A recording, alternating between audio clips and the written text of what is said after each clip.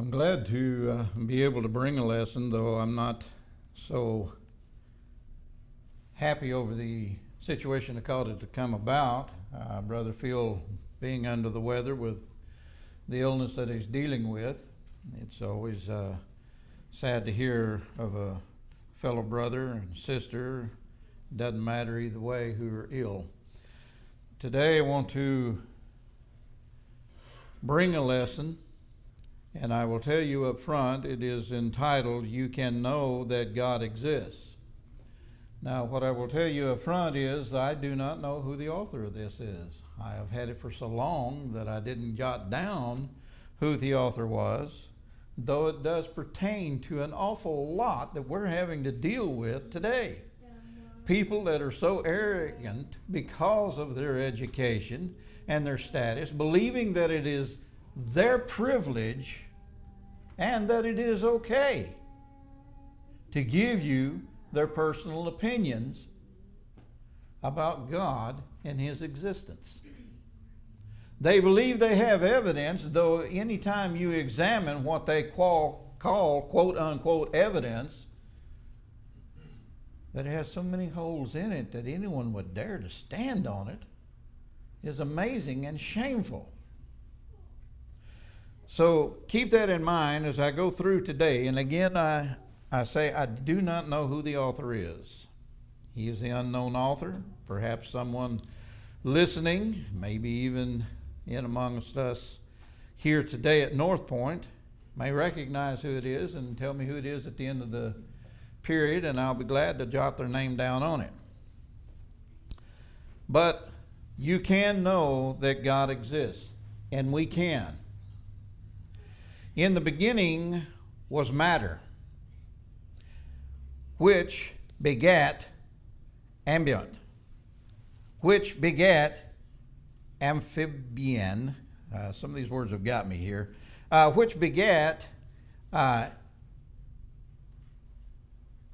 imagined God. This is the genealogy of man. This is a quotation from a book published about 1929 by a Charles Smith. The name of the book was Godless Evolution. Mr. Smith was serving as the president of the American Association for the Advancement of Atheism. The point he wanted to make very clear was that there is no God. There's too much evidence around us to point against that, to show us that that's incorrect. Everything you are or you see around you is the result of a long, drawn-out, chance, accidental process called organic evolution. As for God, says Mr. Smith, no, there is no God. Another book starts like this. In the beginning, God created the heaven and the earth. The book is Genesis. The author, the inspired writer, Moses. Which is right? Which one of them is right? Both books are not telling the truth. God either exists or He does not. Now, this is according to Mr. Smith. If God does exist, it is reasonable that He would present evidence to us that proves His existence. Today we want to look at ways you can know that God exists. For the discussion part, the law of cause and effect. I can't say it, I'll just go on. This is one of the most powerful arguments for the existence of God. Cosmological, there we go. The law of cause and effect simply states that for every material effect, there must be an adequate cause. One, everything you see and that happens around us must have an adequate cause. Microphone, someone put it here and someone engineered it and built it. An automobile, someone drove it here and someone engineered it and built it. This building, someone engineered it and constructed it. 2, for every occurrence, there must be an adequate cause. The book did not fall off of the table because the fly landed on it. The river is not muddy because the leaf fell into it. The Titanic did not sink because someone dropped an ice cube in the drink or in the dining area. These are not adequate causes. B, we have a universe in existence today. What caused it? 1, the universe must exist because of one of these 3 ways. It is eternal. It created itself out of nothing. Something or someone out of it and superior to it caused it. 2 is the universe eternal. This is the most comfortable position for a person who does not believe in God. This is the reason that evolutionists Thomas Gold, Herman Bondi, and Sir Fred Hoyle developed the steady state theory, which basically stated that the universe is eternal and continually expanding. Astronomer Robert Jastrow stated in his book, Until the Sun Dies, on page 36, the proposal for the creation of matter out of nothing possesses a strong appeal for the scientist, since it permits him to contemplate a universe without beginning and without end. Even after evidence appeared that showed that the steady state theory to be incorrect, Jastrow, and that may be Jastrow, suggested on page 37 that some astronomers still favor it because the notion of a world with a beginning and an end made them feel so uncomfortable. Dr. Jastrow conceded in his book, God and the Astronomers, on page 111. He stated, now 3 lines of evidence. The motions of the galaxy, the laws of thermodynamics, and the life story of the stars point to one conclusion. All indicated that the universe had a beginning. If it is now accepted scientifically that the universe had a beginning, it is not eternal. The second law of thermodynamics basically states that everything is running down. The new car will eventually wear out. The new house will require repair. Our bodies will wear out and die. The universe is no exception. The universe had a beginning and it will come to an end. It is not eternal. Did the universe create itself out of nothing? In the past, it would have been almost impossible to find reputable scientists who would be willing to say that the universe created itself. But with the demise of the universe being eternal, something had to be done so that God could be left out. A Baptist evolutionist named Anthony Kinney stated in his book, 5 Ways of Thomas Aquinas, that something actually came from nothing. Edward P. Tyron, who was a professor of physics at City University of New York, wrote, in 1973, I proposed that our universe had been created spontaneously from nothing as a result of the established principles of physics. This proposal variously struck people as preposterous, enchanting, or both.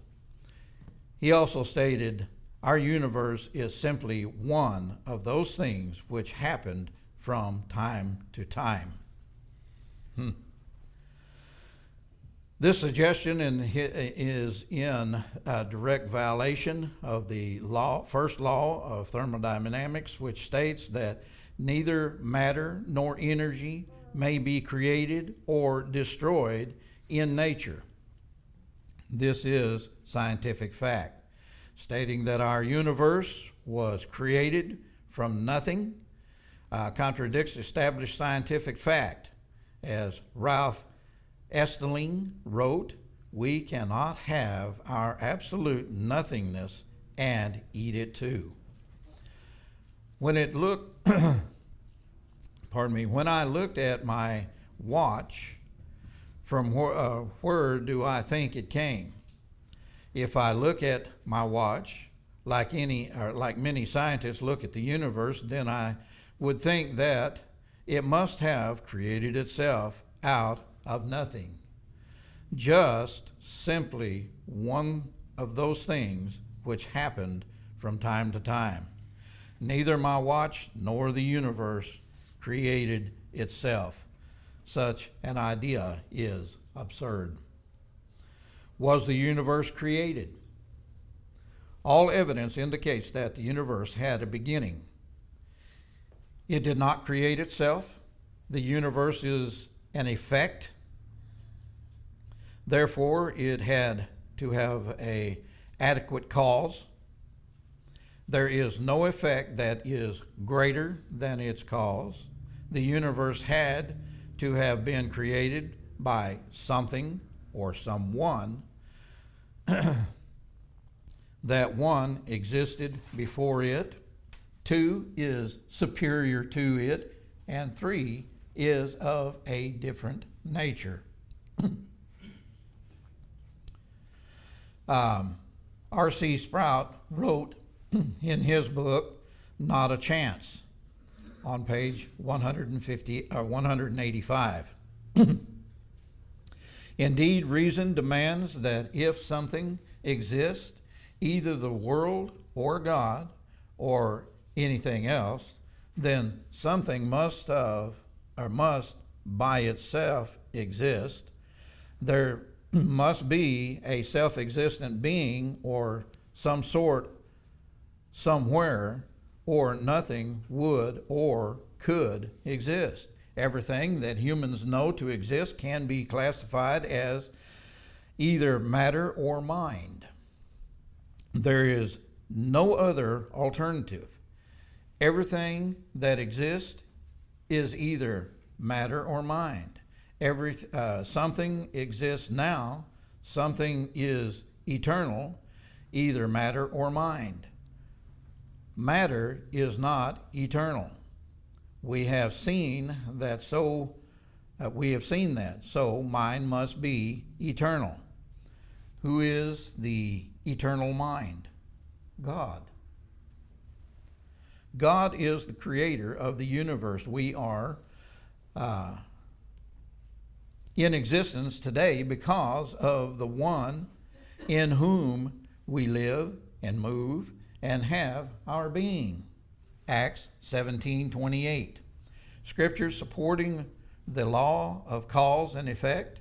Hebrews 3:4, Hebrews 11:3, Psalms 103.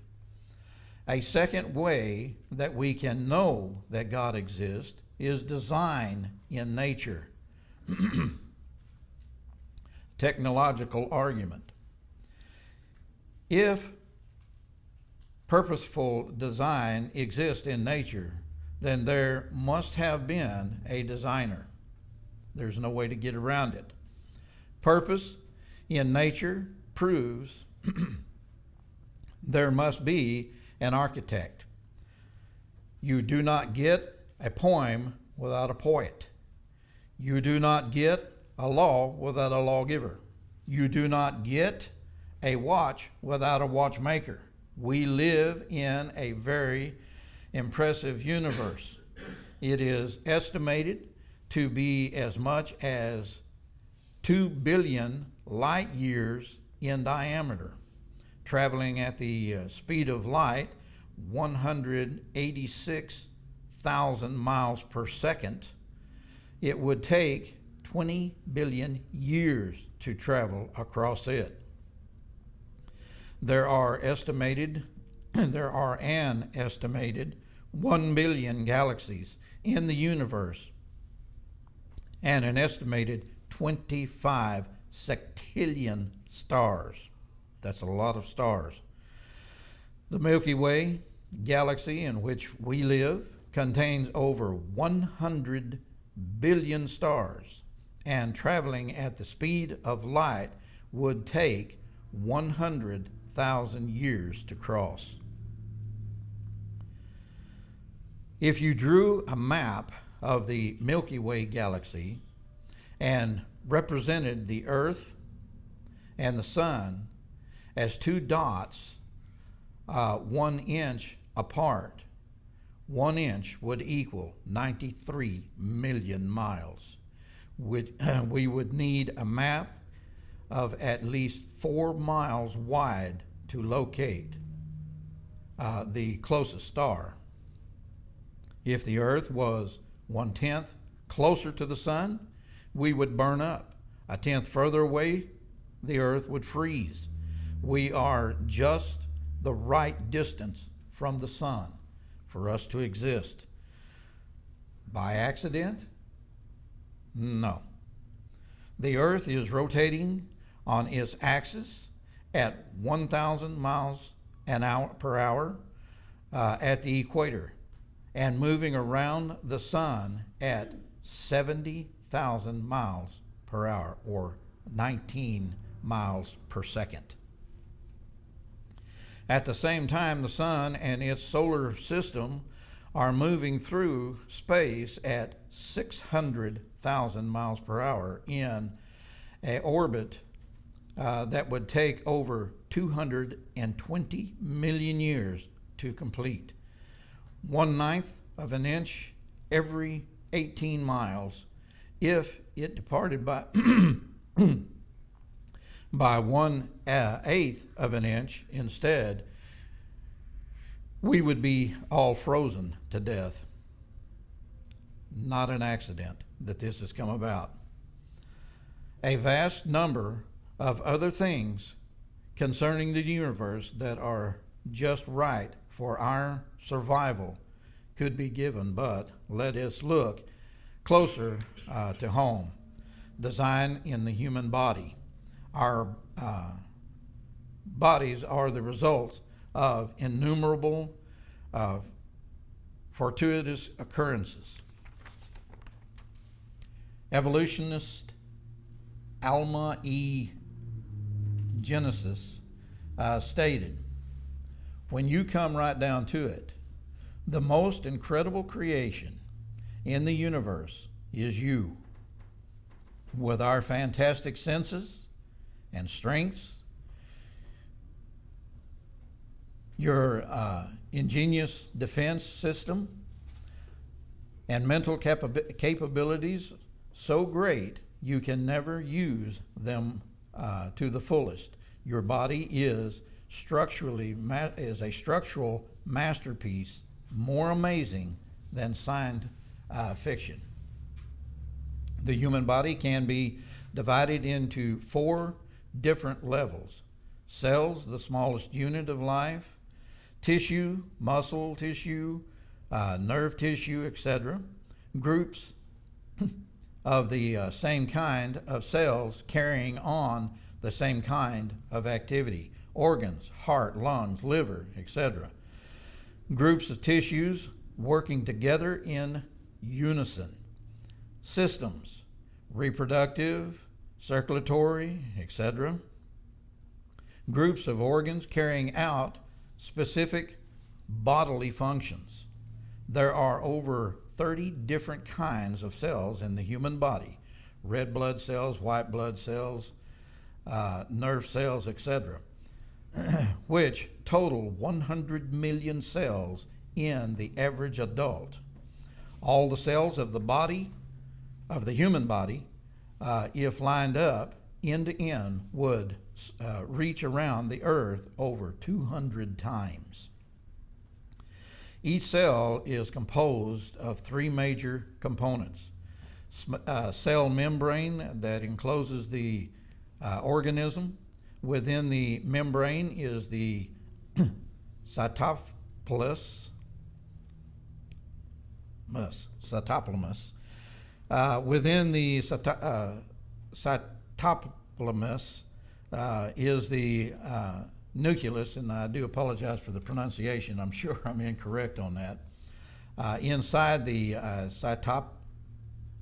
plasm, there are over 20 different chemical reactions going on at any time: communication, waste disposal, nutrition, repair, and reproduction. Very good for something that supposedly came about by accident, wouldn't you say? Many other examples could be given. Yet, with all the complexity and design of the human body, evolutionist Paul Rickey has stated, although many have difficulty understanding the tremendous order and complexity of the functions of the human body. The eye, for example, there is no obvious designer. He would not say that about a watch, a car, a house, or even a hula hoop, which are not even close to being as complex as the human body. But he cannot accept the fact that God exists and designed this universe in which we live, and the body that our spirits occupy. The argument of design in nature is used almost often in the scriptures. Psalms 19, 1 through 6, and Psalms 139, 14, Matthew 6, 26 through 29, 10, 29, Acts 14, 17, and Acts 17, 18 through 38, Romans 1, 18 through 22. We can be assured that God exists in morality and ethics, moral argument. Human beings everywhere possess an eternal concept of right and wrong. We have an inner mechanism that allows us to make moral decisions and distinctions. We all have concepts of right and wrong, good and evil. Now, this is what we call the conscience. According to how your conscience is trained, will determine your concept of the right and wrong. The manner in which you were raised, the situations that are about you, the instructions you were given. Animals do not have this. They do not have a conscience.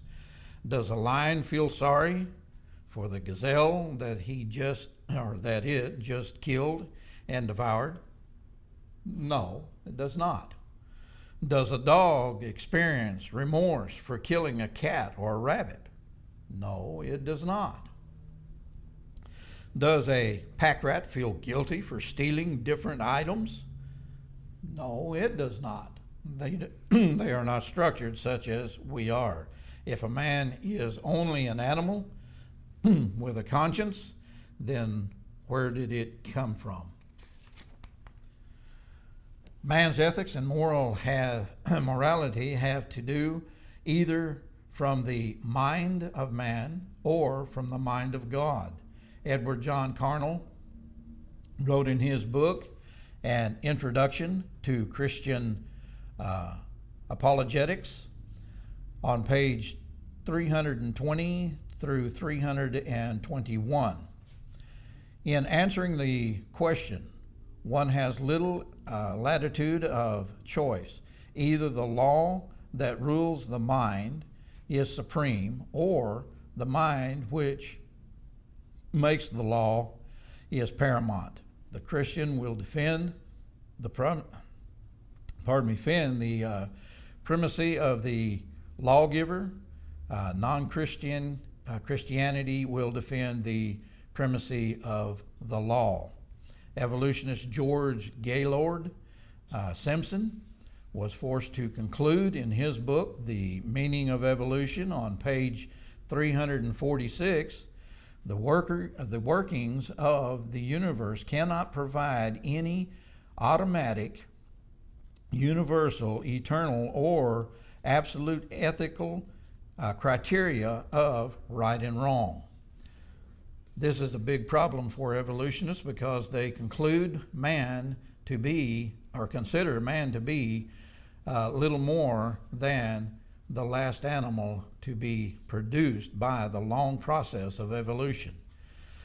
A social base or society based on the concept of godless evolution would be no more ethical than the wilds of Africa, where the carnivores hunt and devour their prey and the scavengers clean up the mess that is left over. One of the evolutionists stated, "You are for nothing. You are here to propagate self-genes.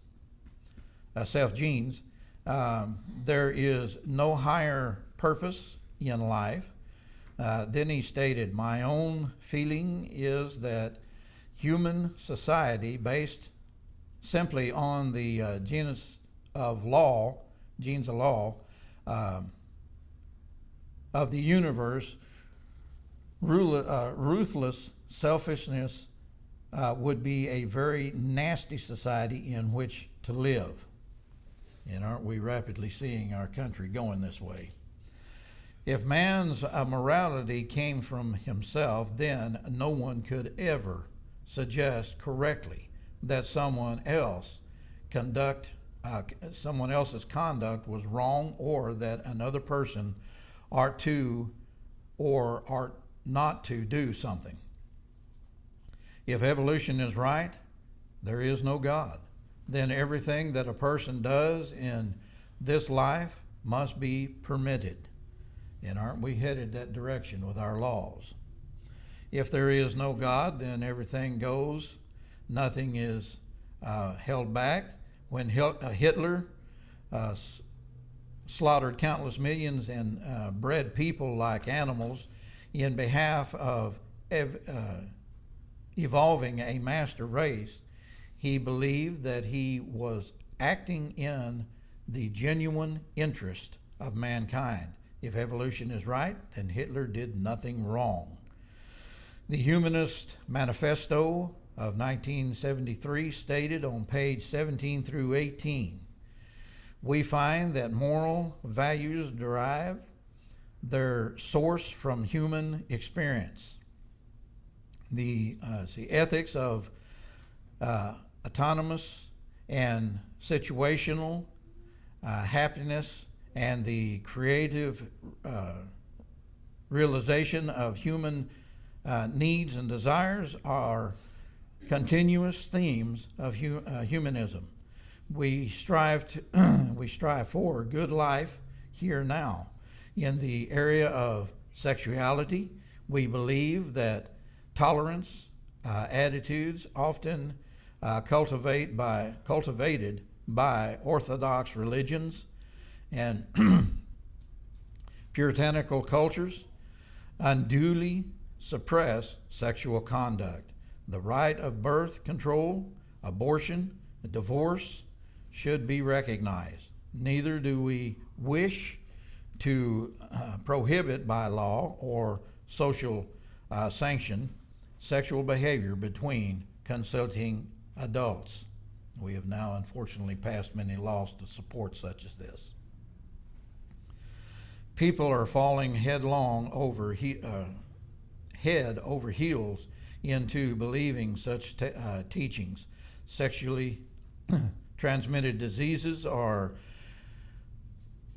occurring in epidemic portions. Teenage pregnancies are rampant. Babies are born already infected with AIDS because their mothers carrying on. Divorces are equal to or outnumber the number of marriages. Jails are filled with stalkers, rapists, child molesters. Bloody massacres at schools where children, some as young as 10 and 11, are being, bearing a grudge, walk into the school and emptied every round from the guns and from their guns, and watch gleefully as their teachers and classmates fall silently at their feet. Parents and administrators gather around after the bloody aftermath and try to figure out what went wrong. Yet why are we so shocked at their actions? They have been taught in school that they are nothing more than naked apes, and they are smart enough to figure out what that means. Brother Bert Thompson stated on page 177 of his book, Rock Solid Faith, they have been taught that religion is an outward sign of inner weakness, a crutch used by people too weak and cowardly to pull themselves up by their bootstraps. Why then should we be at all surprised when they react accordingly, even violently? True morality is based on revelation from the mind of God. Evolution cannot explain morality or ethics, but the Bible can. God is eternal. Psalms 92 and verse 2. Before the mountains were brought forth, or ever, though thou hast formed the earth and the world, even from everlasting to everlasting, thou art God. God is holy. Isaiah 6:3. And one cried unto another and said, Holy, holy, holy is the Lord of hosts. The whole earth is full of his glory. God is just and righteous. Psalms 89:14. Justice and judgment are the habitation of thy throne. Mercy and truth shall go before thy face. God only is good. Matthew 10:18. Jesus said unto him, Why callest thou me good? There is none good but one, that is God. God is perfect. Matthew 5:48. Be ye therefore perfect, even as your Father, which is in heaven, is perfect. Whatever God does, commands, or approves is good. Psalms 119, 39, and 68. Turn away my reproach, which I fear. For thy judgments are good. Thou art good, and dost good. Teach me thy statutes. Micah 6, 8. He hath showed thee, O man, what is good, and what doth the Lord require of thee, but to do justly, and to love mercy, and to walk humbly with thy God. 1 Peter 1, 15 through 16. But as he which hath called you is holy, so be ye holy in all manner of conversation, because it is written, Be ye holy, for I am holy. God-based morals and ethics concern the relationship between man and God, and man and man. Matthew 22, 36 through 40. We can see the ethics and the morality can have their source only in the mind of God. Evolution has no viable means for the moral and ethic behavior of the world. Evolution has only served to weaken man's morality, ethical well-being.